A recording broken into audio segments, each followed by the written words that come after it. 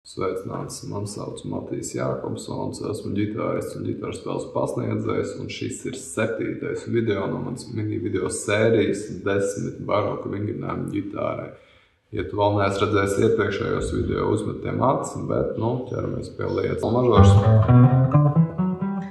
Mēs sākam ar sol mažoru trīskanu, sol si rē, pieliekam 6. pakāpi klāt, notu mī. Tas ir pirmās 4 notas, sol si rē, mī. Un tad mēs pieliekam klāt notu do un si, 4. pakāpi un 3. Pirmā pakāpe 3, 5, 6, 4, 3. Pirms mēs dodamies tālāk un sākam šo vingrinājumu sekvencēt no pārējām sol mažoru gammas skaņām, pārliecinies, ka tu saprati šo ideju pamatvariantā.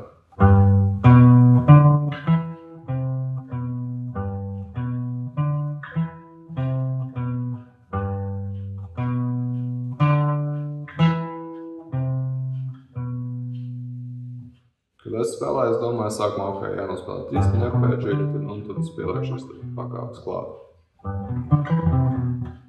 Lūk, dodamies tālāk no slā. Si, do.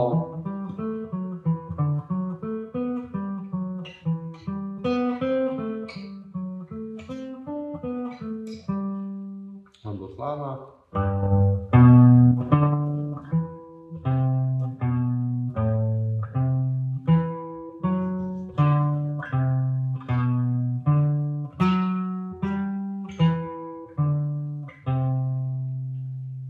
Un tādu spēlē līdz augšai, līdz tu esi sasniedzis pēdējo šeit arpēģi. Un tad tu ej atpakaļ. Ja tev gribēs tur sev izaicināt kāds no šiem vingrinājumiem, arī padomāt priekš sevis, kā tu spēlēt atpakaļ tāpat, vai arī vienkārši no otra gala. Ja mēs spēlētu šo vingrinājumu no otra gala, tas būtu nevis.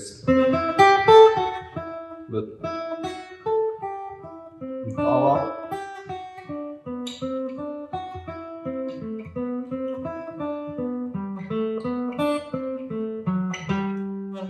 Es te apstināju uz notu soli, bet tu saprati ideju, ka tā viņš turpinātos. Un tad visās 5 sol mažoru gammas formās par visu grifu pamaini tonalitāti no sol mažoru uz pārējām tonalitātēm un pamēģini ielikt arī dažādos stilos, ja tu spēlē ar backing trackiem vai arī tu spēlē ar kādu kopā nodarbībās.